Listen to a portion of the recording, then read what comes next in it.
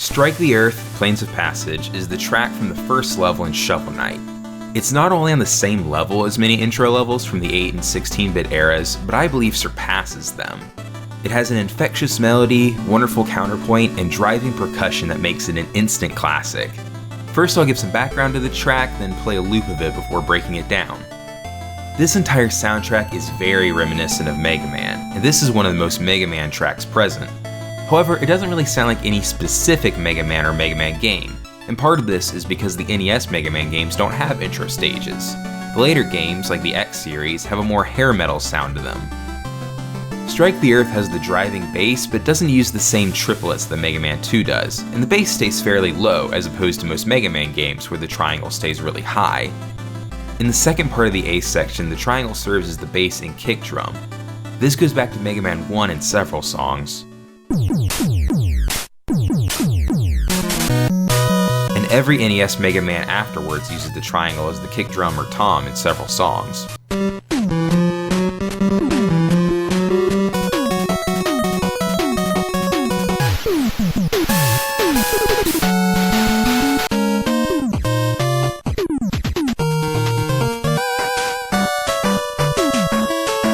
The game also pulls inspiration from Castlevania in several areas, not the least of which is the usage of the VRC6 chip, the chip that adds 2 additional square channels and a sawtooth. VRC6 was developed by Konami and only used on a few games, but the Japanese version of Castlevania 3 is the biggest example. However, in my opinion, the usage in Shovel Knight works much better, as Jake Kaufman uses the additional channels only for extra flair and chord work, with all the melody and bass in the main channels. This retains the classic NES feel with more fullness than the core system was capable of. Even if you reduce Strike the Earth to just the core channels, it still sounds great, just not as full. Castlevania 3 soundtrack sounds much more old than classic, since the sawtooth and sample drums are far too prevalent, and the additional channels aren't nearly as ubiquitous as the core NES sound. Jake Kaufman released the NSF file for Shovel Knight, which makes breaking the song down much more manageable. NSF stands for NES Sound Format and is essentially the audio file of an NES game. It's not the exact file used on an NES cartridge from the 80s, but if you wanted to make an NES game today, you would use NSF files for the sounds and music. A special version of FamiTracker can convert the NSF to a format that you can read on the tracker.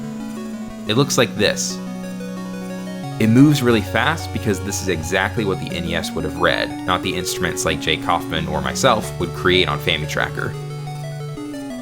Note the 3 additional channels on the right side. Now let's take a listen to the track.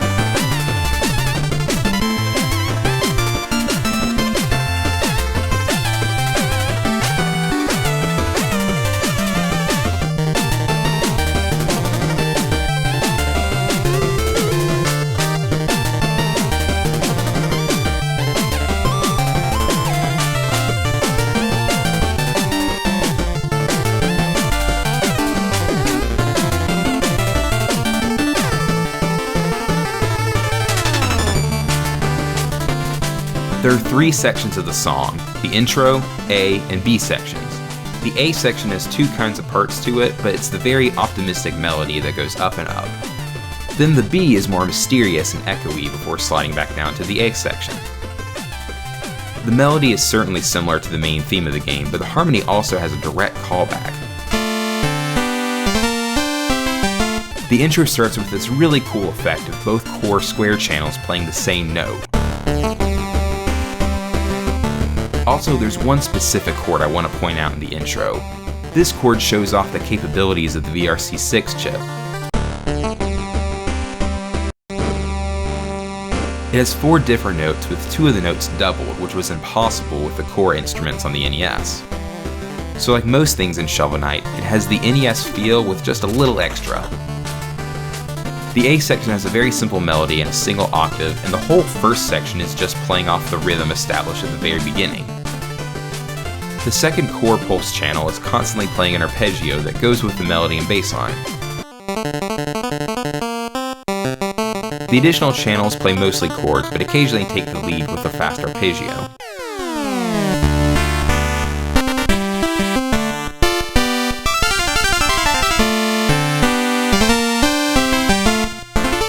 In the B section, the VRC6 pulse channel goes to an echo effect common in NES games.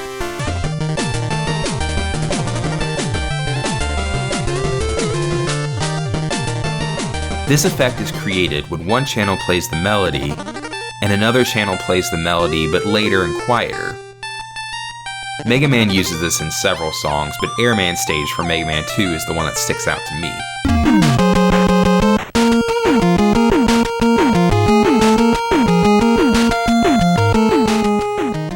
And lastly, but probably most importantly, I want to talk about the pacing.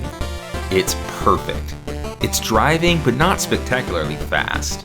It's really easy to get driving and fast confused, but they are definitely different. Driving means the beats are heavy and everything in the song is pushing forward to the next part of the song. This is done with every part of Strike the Earth. The melody constantly leads from one section to the next, and every one chord, every time the melody and harmony resolve, is short and goes right back into the progression. Sometimes when the chords sound more final, the harmony and bass play a slightly off note so that the song can go into something else. The bass is always either walking or constantly playing on the beat. There's also a ton of syncopation where the chords hit slightly before the start of the next measure, which gives the track a very danceable feeling. And the percussion. It starts with a 4-on-the-floor drum beat and then goes into a syncopated drum beat with a sort of snare and hi-hat sound. Then the triangle kick drum accentuates the hits on 2 and 4 of every measure. I love Strike the Earth and I love Shovel Knight. It shows the mastery that J. Kaufman has over NES limitations, with many special effects and clever usage of channels that allows the track to feel full. And the simple and uplifting melody with a relentless bass and drums keeps you wanting to go forward without feeling exhausted. Shovel Knight is an incredible platformer with an incredible soundtrack. To quote Polygon's review of the game, Shovel Knight is so much more than a love letter to the genre. It is, in fact, the kind of game that people write love letters about. Thanks for watching, and listen well.